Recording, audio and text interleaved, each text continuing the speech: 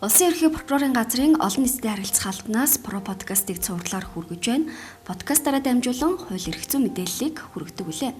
Энэ удаагийн оролцогч Өвөрхангай аймгийн прокурорын газрын ахлах прокурор Ганццэг ярилцах сэдэв маань хүүхдийг асран хамгаалах үүргээ үйл биелүүлэх гэмт хэрэг юу болох завьрчлан сэргийлэх талаар ярилцах болно.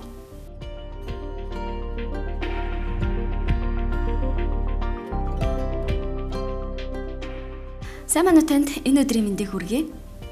Сайн байцгаана уу? Подкастыг сонсож байгаа эрхэм сонсогчдойхоо энэхүү өдрийн амгалан айлтгая. За энэ удаа хүүхдийн эсрэг гэмт хэрэг тэр дундаа хүүхдийг асран хамгаалах үүргээ үйл биелүүлэх гэмт хэргийн талаар ярилцсанаа. Хүүхдийг асран хамгаалах үүргээ үйл биелүүлэх гэмт хэрэг гэж юу хэлдэг юм бэ? Та энэ талаар мэдээлэл өгөхгүй юу? За юуны түрүүнд гэмтэр гэдэг ойлголтыг цухас дуртахын зүйтэй байх гэж бодож байна. Эргүүлийн тусгай ангид заасан нийгэмд аюултай үйлдэл эсэлтгүй гэмтрэг тооцно гэж хуульчилж өгсөн байдаг. 2015 оны Монгол Улсын эрэг үеийн тусгай ангийн 16 дугаар бүлэгт хүүхдийн эсрэг 11 төрлийн гэмтрийг хуульчилж өгсөн. Өнөөдрийнхээ ярилцлагаараа бид эрэг үеийн тусгай ангийн 16.1 дугаар зүйл заасан хүүхдийг асран хамгаалах үүргээ үйл биелүүлэх гэмтрэгийн тухай ярилцах болно. Хүүхдийн эрхийн конвенцэд зааснаар 18 насны дөрөөгүй хүний хүүхэд гинэ гэж тодорхойлж өгсөн байдаг.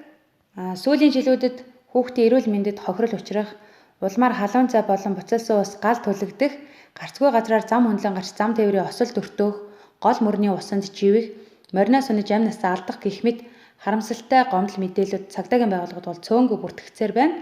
Энэ нь эцэг их асран хамгаалагчдын бол хүүхдийнхээ өмнө хүлээс үүргэн зохих ёсоор биелүүлэг болмоос гарч байгаа харамсалтай үйлдэлүүд юм аа. Ийм учраас эрэг үеэлд хүүхдийг асран хамгаалах үүргээ үйл биелүүлэх үйлдэлийг бол гэмтрэг тооцож хуульчилж өгсөн. Энэ нь хүүхдийг асран хамгаалах үүрэг хүлээсэн этгээдийг хариуцлагажуулах, хүүхдийн эрх, хууль ёсны ашиг сонирхол, эрүүл мэндийн халдашгүй байдал, амьд явах эрхийг нь хамгаалахад чухал ачаал хөтөлтэй гэж үзэж энэхүү гэмтрийг бол хуульчилж оруулж өгсөн байна. Манай улсад эцэг их асран хамгаалагч шаргалзан зэмжигч нар хуулиар хүлээсэн үүргээ бол сайн ойлгодоггүй, бас мэддэггүй, энэ үүргүүдээ хэрэгжүүлж чаддгүй улмаас энэ гэмтрийн шинжтэй үйлдэл бол гаргасаар байна. Ийм учраас олон нийтэд бол энэ талаар мэдээлэл өгөхийг бол чухал гэж үзэж сонгож авсан байгаа. За тэгэхээр хүүхдийг асран хамгаалах үүрэг хэдийд бий болдгийм бэ? Зарим тохиолдолд би төрсөн эцэг эхийн биш юм чинь төрсөн эцэг эхэн л энэ хүүхдийг асран хамгаалах үүрэгтэй гэдэг ч юм уу тохиолдлууд гардаг шүү дээ.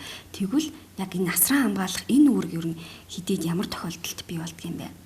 За асран хамгаалах үүрэг хүлээсэн хүн гэж гэр бүлийн тухай хуулийн 67 дугаар зүйл заасны дагуу асран хамгаалагч харгалзан дэмжигчээр тогтоогдсон хүнийг бол хэлдэг. За үүнд аав ээж, өвөө эмээ, өргөж авсан эцэг их гэх мэт мөн асрамжийн газар тухайн хүүхдийг асран хамгаалах үүрэг хүлээсэн этгээд сургуулийн өмнөх боловсролын байгууллагын багш, сургууль хүмүүжүүлэгч гэх мэт хүүхдийг асран хамгаалах харгалзан дэмжих үүргийг хуулиар хүлээсэн хүнийг ойлгодог байгаа. Мэдээж хүүхдийг асран хамгаалах үүрэг хэдийнээс эхэлж бий болдог вэ гэхээр хүүхдийг төрсэн цагаас эхлэн бол энэ эрх үүрэг үүснэ. Хүүхэд төрснөөр эцэг хүүхдийн хооронд эрх үүрэг үүсэж байгаа. Үржилж авсан хүүхэд байна уу, дагвар хүүхэд байна уу? Ялгаагүйгээр эцэг их бол адил үүрэг хүлээн гэрэлтэй бүртгүүлсэн байна уу, эсвэл бүртгүүлээгүй энэ бол хамаарахгүй хүүхдийн өмнө хүлээх үүрэг хариуцлага бол хүүхдтэй хамт ингэж үүсдэг байна. Тэгэхээр хуулиараа хүүхдийн эрхийг хангах, хамгаалах тал дээр эцэг эхчүүд асран хамгаалагчид ямар үүрэг хүлээдэг юм бэ? Хүүхдийн эрхийн тухай хуульд хүүхдийн эрхийг хангах талаар эцэг их асран хамгаалагч шаргалзан дэмжигчийн үүргийг бол маш тодорхой зааж өгсөн байдаг. Тухайлбал хүүхдэд гэр бүлтэй аз жаргалтай, хайр халамжтай бүхэл талаар хөгжих орчинг нь бүрдүүлэх, хүүхдэд хүмүүжүүлэх харилцааны соёл төлөвшүүлэх, хүүхдийн хөгжил эрүүл мэндэд сөрөг нөлөө үзүүлж болзошгүй эрсдэлт нөхцлүүдээс урьдчилан сэргийлж хамгаалах, хүүхдийг сургууль хүмүүжүүлэх, боловсрол эзэмших, авьяас чадварыг нь хөгжүүлэхэд сургууль хүүхдийн болон бусад холбогдох байгууллага албан тушаалт иргэдтэй хамтран ажиллах, хүүхдийг хууль тогтоомжид заасан нийгмийн үйлчлэгэнд хамруулах, хүүхдийн нэр төр эрүүл мэнд хувийн нөөцийг хадгалж хувийн орон зайг нь хамгаалах, хүүхдийг хүндэтгэн сонсож шийдвэр гаргах, хүүхдийг хөгжиж төлөвшөгдөн дэмжин туслах, хууль тогтоомжид заасны дагуу хүүхдийн өмнөөс хариуцлага хүлээх, хүүхдийг наазахын хэрэгцээ зүйлсээр нь хангах, хууль тогтоомжид заасан бусад үүргээ биелүүлээгүй тохиолдолд хүүхдийн эрүүл мэндэд хүндэвтэр хүнд хохирол учруулж улмаар амь насны хохирсон бол гэмтрэгт үйлдэгцэн тооцогдно.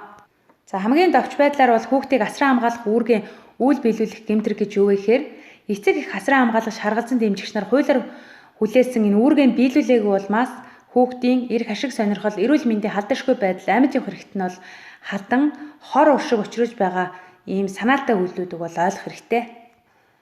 За хүүхдүүд бас өөрсдийн гэсэн эрхтэй байгаа шүү дээ. Тэгэхээр хүүхдийн эрхийн тал дээр та товч мэдээлэл өгвөл хүүхдүүд ямар наазах эрхтэй байдгийг бэ? Энийг бас эцэг эхчүүд өөрсдөө тэр эрхийг нь хангахгүй, тэр эрхийг нь зөрчих асуудлууд байдаг бахал та. За хүүхдийн ашиг сонирхол эрүүл мэндийн халдваршгүй байдал амьд явах эрх нь зөрчигдөж байвал та хүүхдийг асран хамгаалах үүргээ ерөн зохисоор биелүүлж чадахгүй байгаа гэж ойлгох ёстой. За тухайлбал хүүхдийн эдлэх ёстой эрх чөлөө төрөөс болон эцэг эхээс нь үзүүлэх ёстой энэ хангамж үйлчлэгээний зохицыг бол хүүхдийн эрх гэж томьёолж өгсөн байдаг.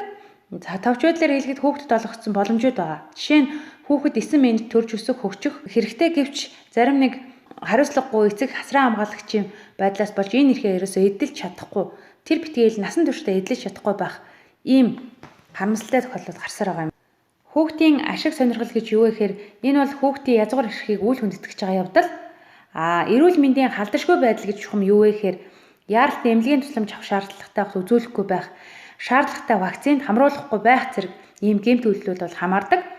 За амьд явах эрх гэж юу вэ гэхээр мэдээж хүүхэд бол төрмөгцөөл насан туршдаа тэр бол амьд явах эрхтэй байгаа.